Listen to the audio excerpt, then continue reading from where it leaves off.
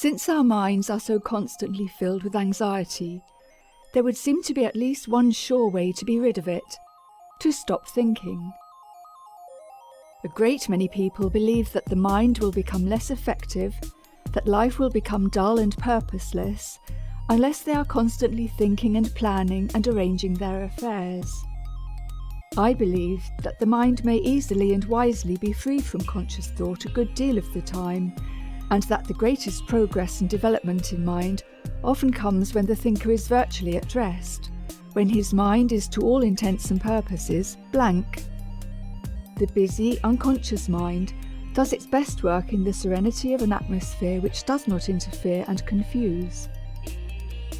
It is true that the greatest conceptions do not come to the untrained and undisciplined mind. But do we want great conceptions all the time? There is a technical training for the mind which is, of course, necessary for special accomplishments, but this is quite another matter. Even this kind of thought must not obtrude too much, lest we become conscious of our mental processes, and so end in confusion. One of the greatest benefits of work with the hands, or of objective and constructive work with the mind, is that it saves us from unending hours of thinking. Work should, of course, find its fullest justification as an expression of faith. If we have ever so dim a vision of a greater significance in life, of its close relationship to infinite things, we become thereby conscious of the need of service, of the need of work. It is the easy, natural expression of our faith, the inevitable result of a spiritual contact with the great working forces of the world. It is work above all else that saves us from the disasters of conflicting thought. A few years ago, a young man came to me, suffering from too much thinking. He had just been graduated from college, and his head was full of confused ideas and emotions. He was also very tired, having overworked in his preparation for examinations, and because he had not taken the best care of his body. The symptoms he complained of were sleeplessness and worry, together with the inevitable indigestion and headache. Of course, as a physician, I went over the bodily functions carefully and studied, as far as I might, into the organic conditions. I could find no evidence of physical disease. I did not say, "There is nothing the matter with you," for the man was sick. I told him that he was tired, that he had thought too much, that he was too much concerned about himself, and as a result of all this, his bodily functions were temporarily upset. He thought he ought to worry about himself, because otherwise he would not be trying to get well. I explained to him that this mistaken obligation was the common reason for worry, and that in this case, at least, it was quite unnecessary, and even harmful for him to go on thinking about himself. That helped a little, but not nearly enough, because when a man has overworked, when he has begun to worry, and when his various bodily functions show results of worry, no reasoning, no explanations, can wholly relieve him. I said to this young man, "In spite of your discomforts, in spite of your depression and concern in regard to yourself, you will get well if you stop thinking about the matter altogether. You must be first convinced that it is best for you to stop thinking, that no harm or violence can result, and then you must be helped in this direction by going to work with your hands.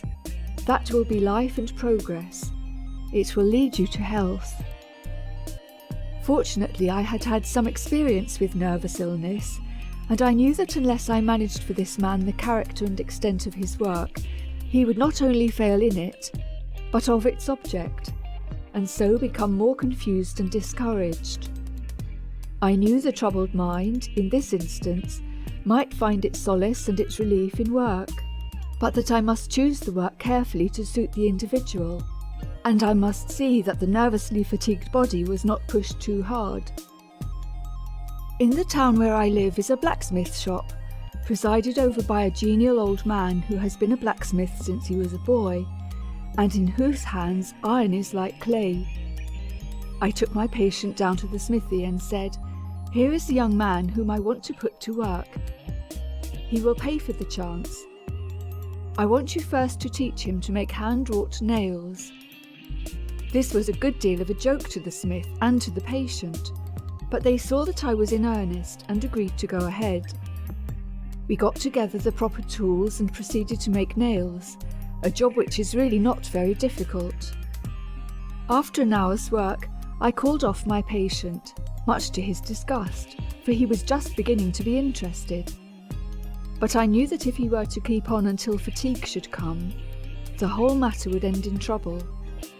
So the next day, with some new overalls and a leather apron added to the equipment, we proceeded to another hour's work. We went on this way for 3 or 4 days before the time was increased. The interest of the patient was always fresh. He was eager for more, and he did not taste the dregs of fatigue. Yet he did get wholesome exercise, and he did get the strong turning of the mind from its worry and concern. Of course, the rest of the day was taken care of in one way or another, but the work was the central feature.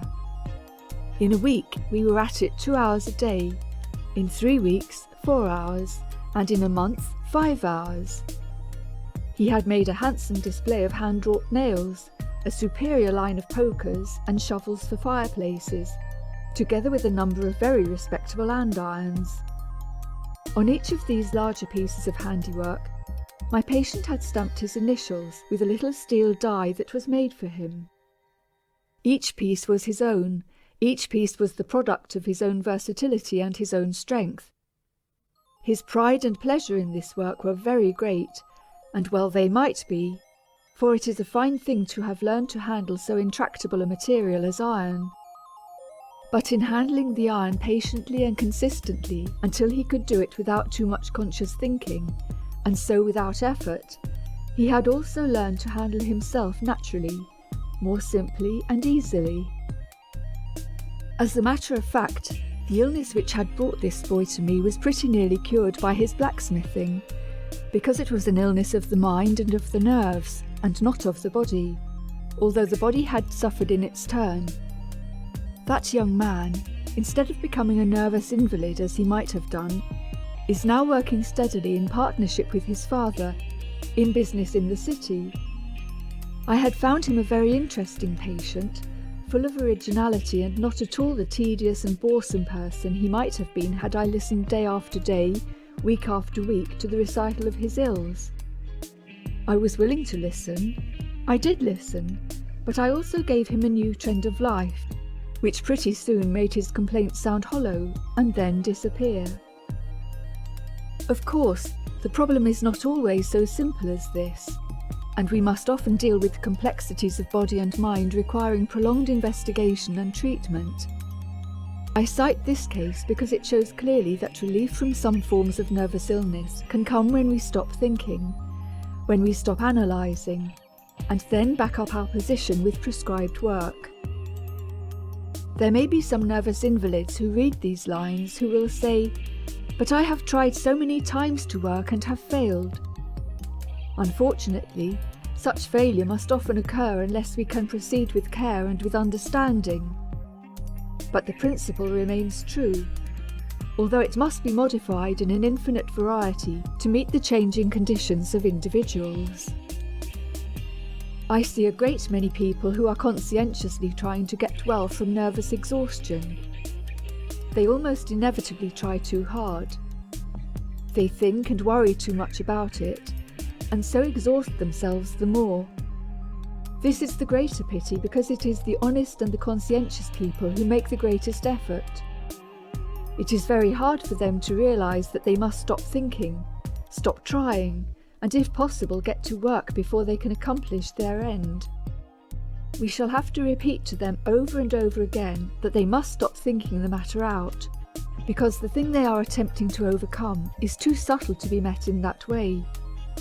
So, if they are fortunate, they may rid themselves of the vagueness and uncertainty of life, until all the multitude of details which go to make up life lose their desultoriness and their lack of meaning, and they may find themselves no longer the subjects of physical or nervous exhaustion.